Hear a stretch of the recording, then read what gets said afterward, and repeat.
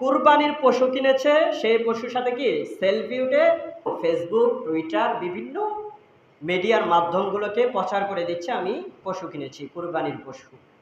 অথবা জবেহ করে সেই জবেহের পশুর সাথে সেলফি উঠছে, গুস্তের সাথে সেলফি উঠছে, আত্মীয় স্বজনকে দিচ্ছে, ওইটাও সেলফি উঠছে। কি যে একটা বড় একটা ফিতনার যুগ!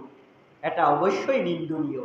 ইসলামে সবচেয়ে নিকৃষ্ট ঘৃণিত বিষয়বস্তু হচ্ছে এটা। হতে পারে আপনার এই কাজটা রিয়া, যার কারণে আপনার কুরবানি বাতিল হওয়ার সম্ভাবনাও থাকতে পারে, আল্লাহু আলাম। তবে এটা নিকৃষ্ট কাজ, এটা ঘৃণিত কাজ, এই কাজটা উচিত নয়। কুরবানির পশুর সাথে সেলফি তুলে অথবা কুরবানি জবেহ করার সাথে পশুতে সেলফি উঠে, মানুষকে দেওয়ার সময় সেলফি উঠে, এটা দেখানো কোনো দরকার নাই।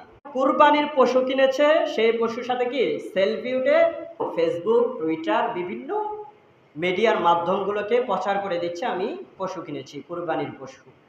অথবা জবেহ করে সেই জবেহের পশুর সাথে সেলফি উঠছে, গুস্তের সাথে সেলফি উঠছে, আত্মীয় স্বজনকে দিচ্ছে, ওইটাও সেলফি উঠছে। কি যে একটা বড় একটা ফিতনার যুগ!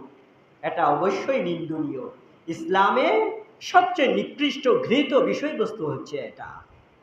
হতে পারে আপনার এই কাজটা রিয়া, যার কারণে আপনার কুরবানি বাতিল হওয়ার সম্ভাবনাও থাকতে পারে, আল্লাহু আলাম। তবে এটা নিকৃষ্ট কাজ, এটা ঘৃণিত কাজ, এই কাজটা উচিত নয়। কুরবানির পশুর সাথে সেলফি তুলে অথবা কুরবানি জবেহ করার সাথে পশুতে সেলফি উঠে, মানুষকে দেওয়ার সময় সেলফি উঠে, এটা দেখানো কোনো দরকার নাই।